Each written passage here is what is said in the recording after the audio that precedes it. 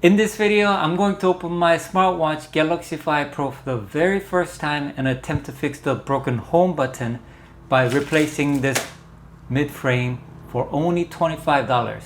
So stay tuned. Okay, so first the tools. We just need 2 or 3 tools to get this job done. Micro screwdriver with the tri-point and the Phillips bit and a pry tool. If you don't have a pry tool, you could use the pick tool as well. So first, we need to power up the watch by holding the home button, and you get this power menu. Shut it down. So once the power is off, flip over the watch. There's a small tab right here on the strap that you could pull to undo the strap like so. And then do the same for the other side. Okay, then we're gonna remove the back covers. There are 4 screws and these are tri-points. We're gonna grab the micro screwdriver and grab the tri-point. And we're gonna undo the screws. Here I'm using 1.5 bit, but I think the correct size is actually Y00 bit. Okay, so once the screws are out, we're gonna grab the pry tool and carefully remove the back cover. Oh. Okay. Okay, we're gonna carefully lift this up.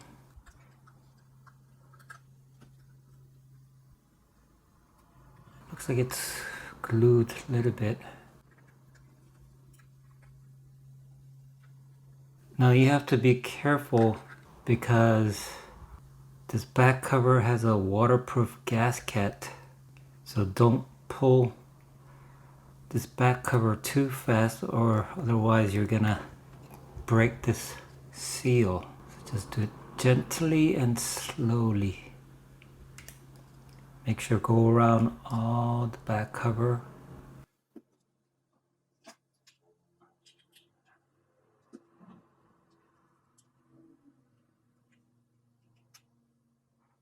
Okay.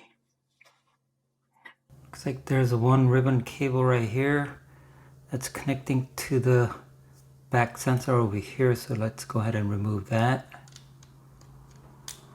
Okay, with the pry tool.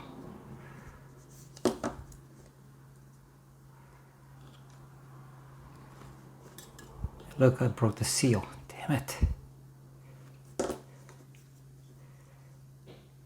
course I did. Alright, so here it is. Let's take a look at this guy. So, looks like there's a... So this is where the back sensor ribbon cable was. There's one more over here. Probably want to get this undone as well. See, there's a small Phillips screwdriver right here. So we want to take the tri-point out, then grab the Phillips bit. Now here I'm using the 000 bit to remove this screw.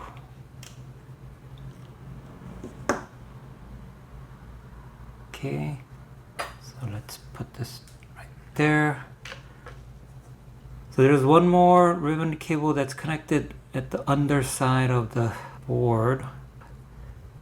So let's go ahead and take that out. Okay, just like that, the main board is out. Next, using the same pry tool, we're gonna try to take this mid-frame off. I think we should probably go from here. Okay, looks like I'm gonna need a pick tool. Okay, there you go. Okay, gently lift up the main logic board. Can I? Okay.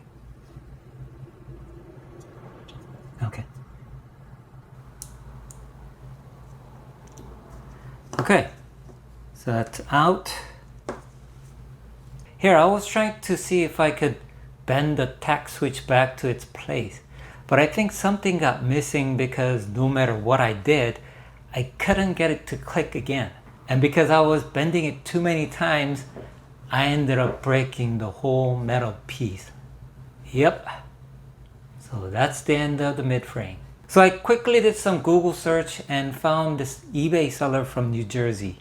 This seller had the used mid-frame assembly for $17, which includes the battery. And with tax and shipping, it came out to $25. And 1 week later, I got my new part. Part was just like the picture, clean, came with the battery, and doesn't seem like it has any issues. Here's the old mid-frame. This is the new one. As you can see, I broke off the switchover completely, so this is no good. But this battery is still good, so I'm gonna keep this as a spare part. So installation of the mid-frame is pretty simple. Just carefully insert the switch side first, and then just snap in the body. But over here you can see a slot right there. This ribbon cable for the display needs to go through that slot. So we're gonna slide in this ribbon cable.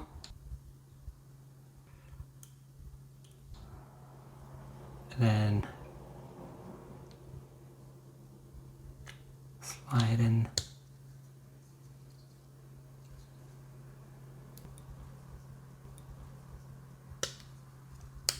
Okay, there you go. That's in now. So once that's done, cable that needs to go under over here. So we're gonna connect this ribbon cable until it snaps in. Just like that. And place the main board like so. Connect this ribbon cable right here. Okay, I heard the click. We have this one Phillips screw that we want to screw in to secure the main board. Now do not over tight these screws, they just need to be snug. Okay, so that's connected. Let's grab the back cover, make sure seal is in the right place, and push in this ribbon cable like so until it snaps in. There. There. Then carefully, it looks like everything's in. So here, what I like to do is before I screw on these back covers, I want to make sure the power comes up and everything functions. That way, if something doesn't work, then I don't have to undo the screws again. So let's go ahead and power up the watch. Here goes nothing. Ah, look at that, it's booting up. It's gonna take just a sec, so let's wait for this to boot up. Look at that, it powered up. It's displaying the clock. Let's see, the menu comes up, scroll works good. Okay. Notifications, looks all good. Back button works. Let's see if the home button works. Alright, everything looks like it's working. Oh man, this is exciting. Okay, looks like everything is working, so let's go ahead and put the screws back on.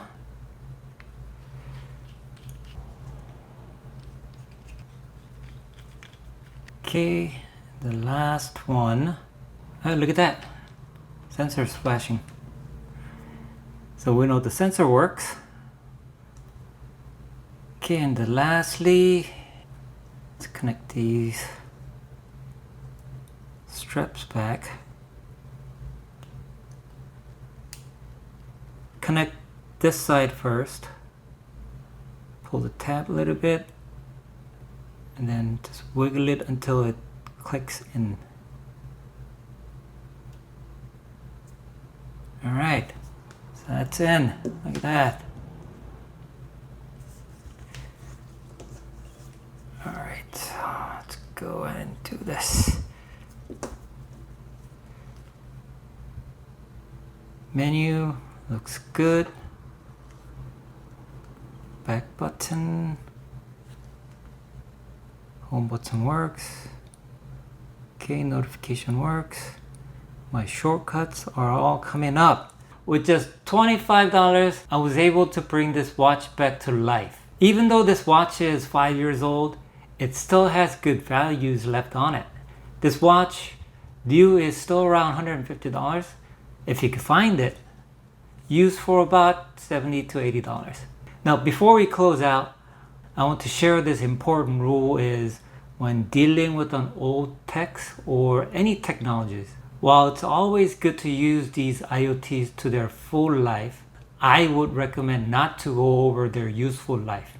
Meaning, if manufacturers, in this case Samsung, firmware updates and security patches aren't available, do not keep using them. Or even use them without updating the firmware. Because there are a lot of bad actors who will take advantage of outdated firmware to exploit your personal data.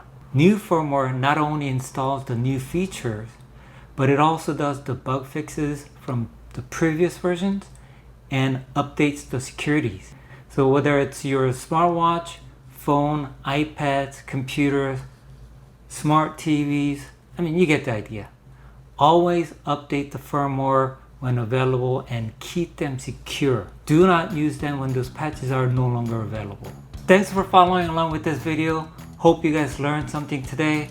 And if you did or enjoyed the video, be sure to like and subscribe. Thanks again, and I'll catch you guys in the next video.